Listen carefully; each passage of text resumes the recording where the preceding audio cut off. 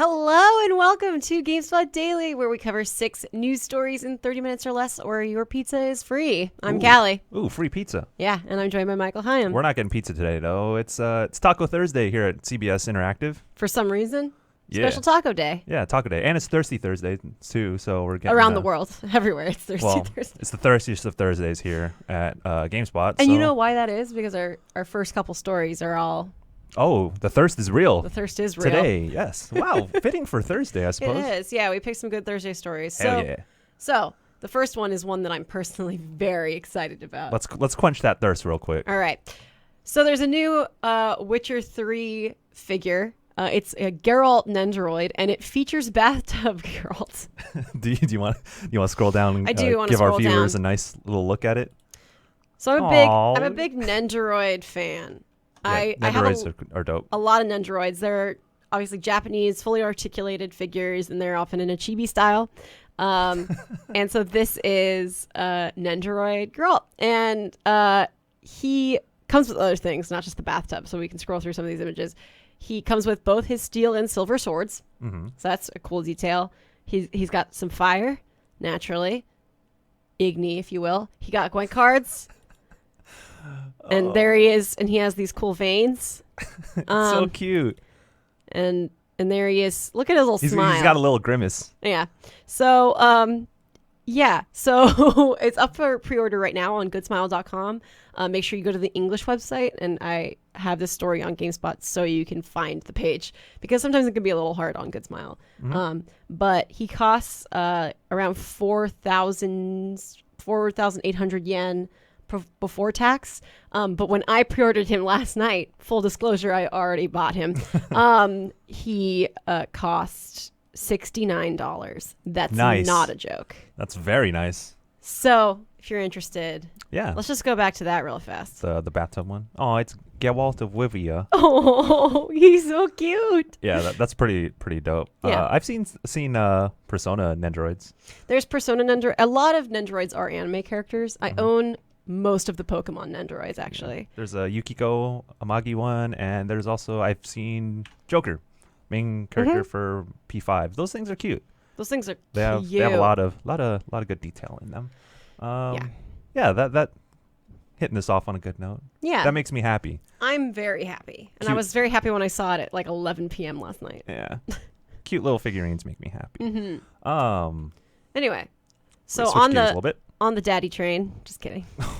Just kidding. Anyway. Depends. If you're Diddy Kong, then yes, this does have to do with your dad.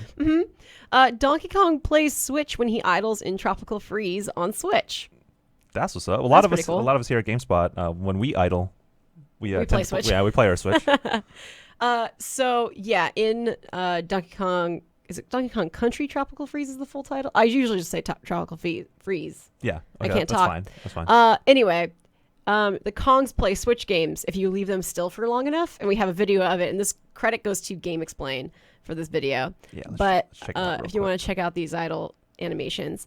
So different things happen depending on who you have with you. So if you have DK and Diddy, they play together, which is really cute. Dixie tries to take the controller, and Cranky refuses to play, like my dad. Too old for this. Yeah. Oh, look at that. Look at it. He's so cute. Yeah, that's adorable. We got back-to-back. Oh, he's back to business. Oh, he's done. Back-to-back cute stories we got here. Yeah, we got the cutest of stories. The Switch version of Tropical Freeze also adds Funky Kong as an easy mode. So he has infinite jumps and rolls and can land on dangerous surfaces with his surfboard, as Funky Kong is wont to do. Cool. So, yeah, that game comes out May 4th. And, it's not the only game that has in-game Switch playing. In fact, the new Pokemon games have a Switch in your room. Because you know how you used to have an NES or a SNES in your room, and then a N64 in your room. In Pokemon, the latest ones have Switches. Oh, okay. So that's cool. Yeah, Nintendo doing that viral marketing. You're gonna be playing this. You're gonna be playing Tropical Freeze on Switch. Yeah, I actually didn't get to play it on Wii U, and I did have a Wii U. I just didn't get around to it. So, Wii.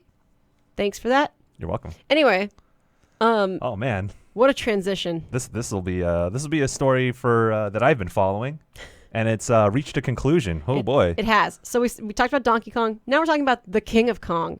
Or Billy Mitchell. The former King of Kong, or the ousted King of Kong, I would say now. So this story comes from Polygon, as you can see.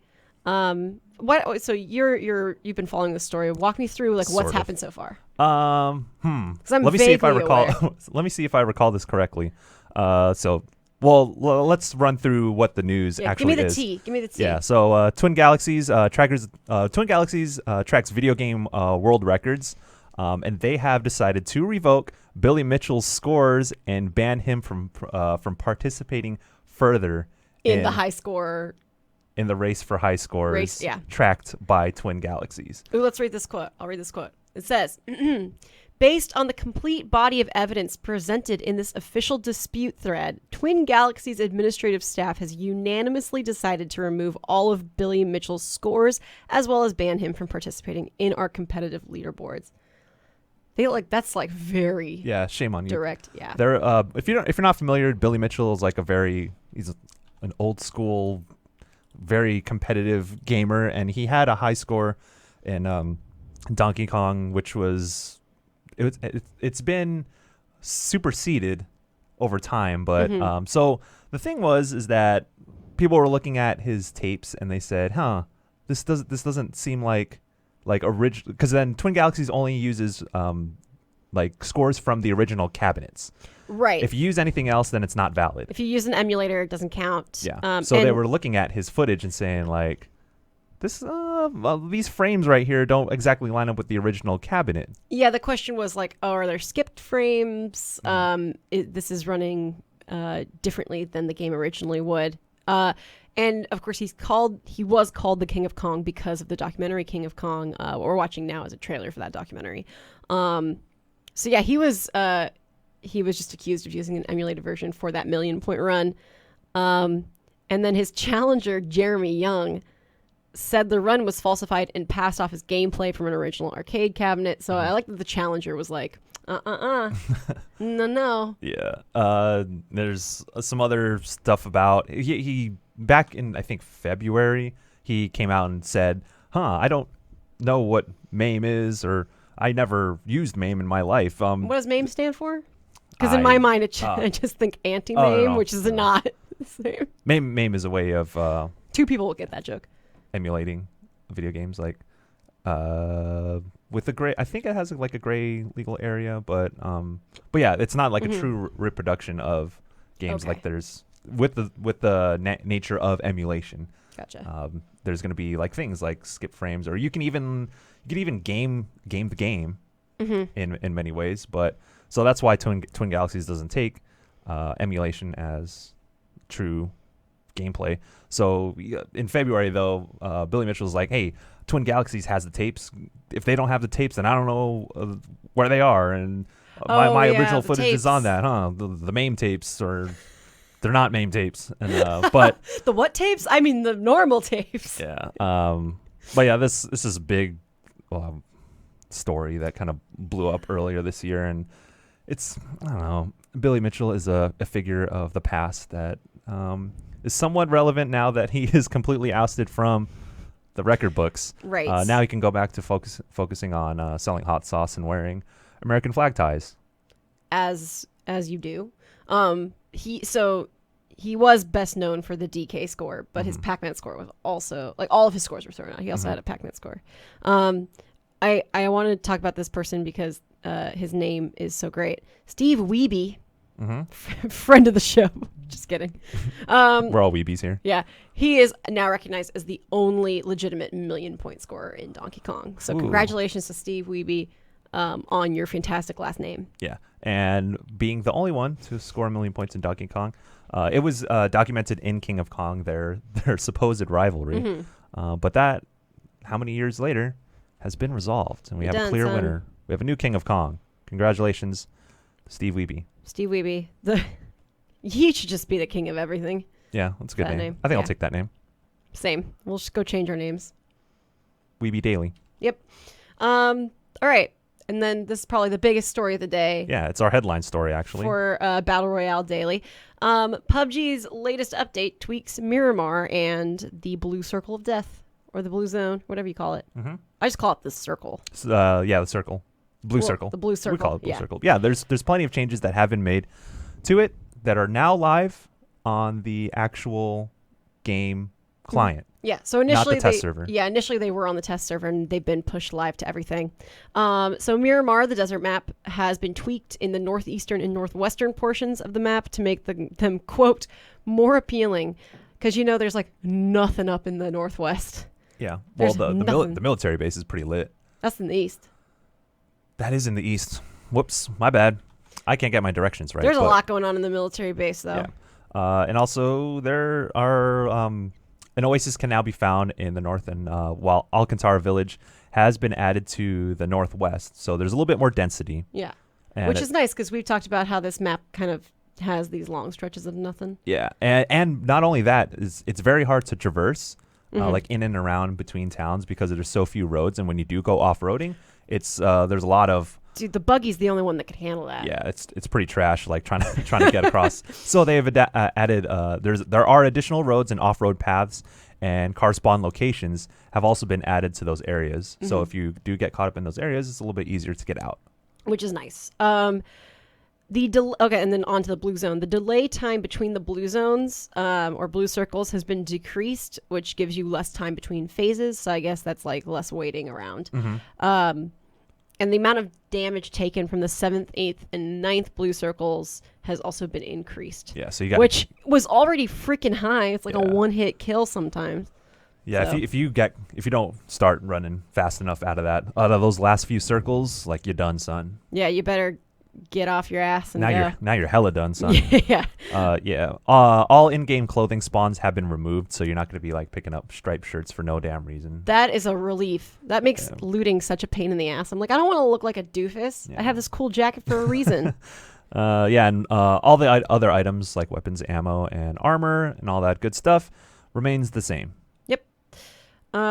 Which I wish they would just increase the rate of some weapons, but that's fine. Yeah. And then there's currently no announced date for when. Oh wait, no, that's wrong. It has been rolled over into the live game. Oh yeah. Mm-hmm. Obviously these notes started yesterday, so that's why. Yeah. Things change constantly. Things are always in flux here at Battle Royale Daily. And then we have the full patch notes on GameSpot. Or did I pull them? You can also. I think I pulled them up, so we can just. Oh no, we have the full patch notes from skirt from PUBG himself. I mean, the PU himself. Player unknown. Yeah, on the Steam community page outlines the specific details. Of course, we're not going to read them all out here for you, but you can take a look at it. Yeah. But yeah, like showing it's this kind of small. Sorry about that, but it does show like the different zones and things that were added. Could you zoom in? Can I zoom in? Let's see. I can if I can find the plus button. There it is. The plus ultra button. There we go. Okay, yeah. So you can check out 1, 2, and 3. Those zones have been modified to be a little bit more exciting.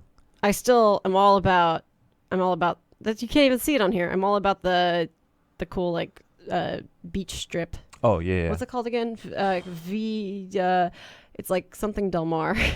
Del Mar, yeah. It's been a really long time since I got to play PUBG because my PC is still not functional. Michael, hi. Jeez, we started talking about this when we were starting the show back when we were just piloting it. Still haven't fixed your computer, huh? I still haven't fixed my computer because computer parts are expensive. They sure are. But you know what's not as expensive sometimes? An Xbox One. And Miramar is also coming to the Xbox One version of PUBG finally, which, if you've played that version, you'll know it's a whole other experience of jank. It doesn't run well. It does not. A lot of people say the the mobile version runs better. Yeah, it does. Yeah, I don't know what's up with that, but you Xbox players out there will get the map. Is it in May? They said next month. May. So next month you finally get another map on Xbox One, and tell us if you like it once you do play it. Yeah. Us PC gamers have been playing. I think we may have talked about this earlier in the week, but we have played it for a while, and the feelings towards the second map have we're like, oh snap, this is a new map, this is dope as hell, and then it's like, okay, this actually isn't that great. I still like it very much. Well, I'm excited about those changes to the map, which I'm actually not sure if those changes are also being included in the Xbox rollout. So that's something to look out for. But I am excited to try them out and see if they do make the map less of a pain in the ass. So, yeah. Speaking of pains in the ass, oh my gosh. I'm just kidding. I'm only love around here. Destiny 2's next expansion, Warmind, gets a release date. So Warmind is coming to PC, Xbox One, and PS4 on May 8th, which is very soon. And it will send you to new places to meet new heroes and battle new enemies. I want to remain optimistic about this. Did not like Curse of Osiris. Yeah. I remember you reviewed, well, Callie over here has reviewed Destiny 2 and the Curse of Osiris expansion pack. So what's your feeling on Destiny 2 in its current state? I don't know. They're not doing enough to make it a sustainable, like, long-term experience. I'm not the kind of person who, I didn't play Destiny 1 like that either. And back in the day I did review Rise of Iron. So I've been in the Destiny game for a while. I think the shooting is impeccable. I think like of all the shooters I've played, this is my favorite feel to the weapons, and I love the mechanics of this game, and I just wish they did more with it. I don't know if Warmind is going to be like their Taken King, but we don't have a lot of info on it right now. There's going to be new loot and activities, obviously. Yeah. But what sort of activities? I don't know. Curse of Osiris activities where it's like, oh, do the same thing 10 times and then maybe you'll get to make a new weapon. Nah, I don't want to do that. Yeah. So Bungie will be revealing more during a live stream on April 24th, which is 12 days from now. Oh, God. Yeah. Okay. So there, like you said, there are no real details on what Warmind will consist of, but we will know quite soon. But yeah, I don't know if you mentioned earlier, but the release date is May 8th? Yeah. May 8th. May 8th. May 8th is also the kickoff for Season 3 of Destiny 2. Yes. Which adds seasonal Crucible rankings, private matches, vault space, equipped emotes, more equipped emotes, exotic weapon masterworks, which is the thing I alluded to earlier that I didn't think was worth doing, and more coming this summer. Cool. What made it all worth it was when I got the spicy ramen emote, the one where you eat the bowl of ramen. That's the best emote there is. Really? You grinded for 100 hours, got the emote, and then said, "Yep, it was all worth it." That's pretty accurate to what I did. The last DLC, Curse of Osiris, came out in December, like I said, which makes me think that maybe Warmind isn't... see, the thing about Curse of Osiris was it was very minimal, and maybe Warmind is the more substantial one, but I don't know if enough time has passed. I have a lot of hesitation with this. So I'm interested to see what everybody thinks in the comments about this, if you still play Destiny. I mean, resident Destiny expert Eric Tay around here doesn't even play Destiny 2 anymore. Yeah. But I mean, when you consider a lot of conversation is like, we put in 100 or so hours and did the raid like a few times. Like, I mean, do you want to live in that world constantly, even after doing all that there is? I mean, if you've played 100 hours, didn't you get like as much as you could out of it? Like, why would you expect more out of it? Unless but then also you have to take into account the quality of those 100 hours. Right. And to be fair, I mean, I didn't like Curse of Osiris, but I really liked the base game. I thought Destiny 2 had such a great foundation for Destiny. I do think they could do a lot with it. I think there was a lot that was improved over Destiny 1 as far as making it more accessible for all types of players rather than just the most hardcore having the best time. Like, I think there's a lot to do if you just want to go around and shoot stuff, which is what I did for a lot of it. And I did enjoy that. And it was fun. And like I said, this is like a mechanically masterfully done game, I think, as far as the shooting goes. So, I mean, do I hate Destiny? No, but it would take a lot to impress me, I guess, is what I'm kind of getting at. Yeah. And we will find out if we will be impressed on May 8th. We will. when Warmind does roll through. And also, again, like we said, April 24th, there's going to be a Bungie live stream to reveal what Warmind will contain. Mm-hmm. Cool. Awesome. And then finally, we talked about Geralt at the beginning of this show. Mm-hmm. And things come full circle. So remember how Geralt was announced for Soul Calibur 6? Well, we got another Soul Calibur 6 character announced. An OG character, one that is not much of a surprise coming to Soul Calibur, considering that he is probably one of the bigger centerpieces. It's Siegfried. Yeah, it's Siegfried. Yeah. And I like that Tamor's lead on this story is Soul Calibur's sad boy returns, which I appreciate. And so here's the quote. Would you like to read the quote? I read the last quote. Yeah, sure. I'll read the quote. After losing to Killick and his comrades in the form of Nightmare, Siegfried awoke in an unfamiliar place, and he is now unable to free himself from the unforgiving memories of his past or his time spent as a cursed sword's puppet. The memory of having killed his own father is haunting him. His true nightmare has only just begun. Full of regrets, he is looking for redemption, and he desperately wants to free himself from the cursed sword's grasp. Dun, Damn, dun, dun. that's deep. Yeah, there's a lot going on with him. Truly fitting for a sad boy. There's no release date for Soul Calibur 6 yet, so we don't know when we'll get our hands on this. But it is coming to Xbox One, PS4, and PC. Soul Calibur 6. This year. Yes, it will be out this year. Wow. That's a big sword. Yeah, Siegfried was always one of the characters who had a big sword and did more heavy attacks. So yeah, remember. I love a big sword. Yeah, don't we all? I regret saying that. Especially for a sad boy. Sad boys with big swords. That's what we all about out here. You got that Final Fantasy sword. That's what I meant. Yeah. I've played Soul Blade back in the day when I was a little dumbass kid, and I really miss weapon fighters. Yeah. So we got the 6th Soul Calibur, which is the 7th in the Soul series, I suppose. Sure. Because Soul Blade and then math is hard. Yeah, that's hard. Or Soul Edge was the arcade game, and then Soul Blade was the console version. Then we got Soul Calibur up until the 6th one, which is coming out this year, and Siegfried is a staple of the franchise, and he's going to be coming in Soul Calibur 6, which is not much of a surprise, but it's good to know. Yep.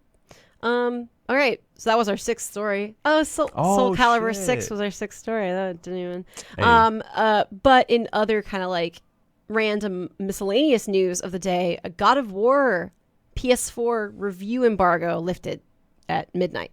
So lots of reviews are up. If you're interested in God of War, we have our review here on GameSpot. We always do a reviews roundup if you're interested in kind of the holistic approach of like who liked it.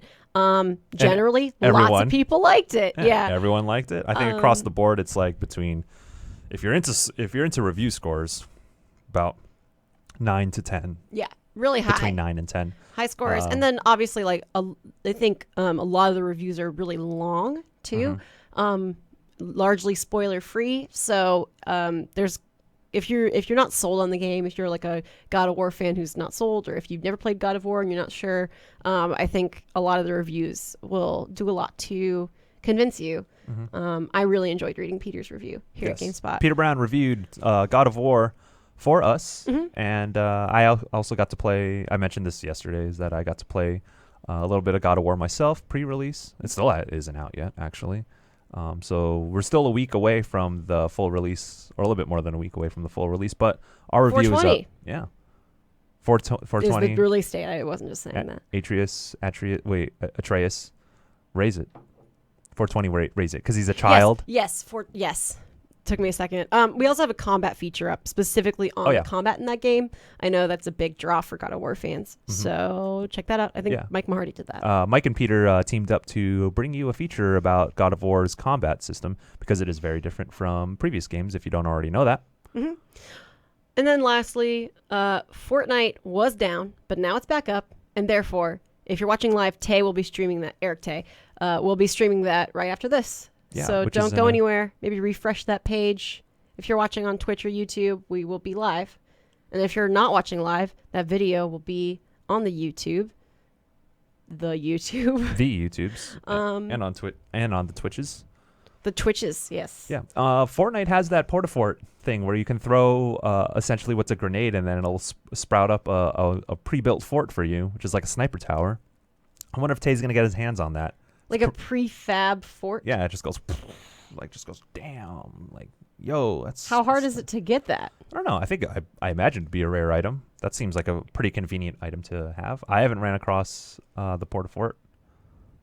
I haven't ever played Fortnite. Oh man, you're not one of the 45, 50 million people who've been playing Fortnite. Lucky you. I'm just kidding. Fortnite's a great game. Some may say it's a great game. In fact, you did say Ah, damn it. I got. Yeah. Yeah. I got myself. Michael Heim here reviewed the Battle Royale mode. I did. So, and I believe you did say it was great. I did. I said it was great. It's great out of 10. Yeah. For all that you may not like about Fortnite, you can't deny that it's an incredibly well-built game. Built because you build things in Fortnite. All right, I'm leaving. All right, goodbye. Bye. Bye, Callie.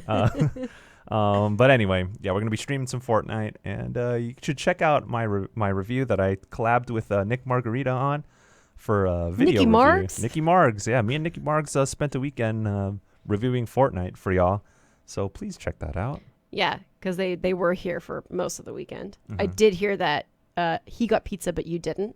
So Because that was on a Sunday. You got a bone to pick with somebody on that. Oh, well, I think. my pizza's free. It better be free. Your pizza is not free because we finished in under 30 minutes. Ah, damn. So. Well, I'm gonna keep dragging this on. Psych. Anyway, we could wrap it up. We could wrap it up now. We want to thank Matt Paget and Tony Wilson for getting our rundown and notes squared away this morning so we could come in and do the news. Yeah. Did we thank Emily? Because we should thank Emily. We should always thank Emily. She got me a cool mirror so I could do my makeup in here. Oh yeah. So we don't have to look at the live feed that we have over here of ourselves, which is convenient.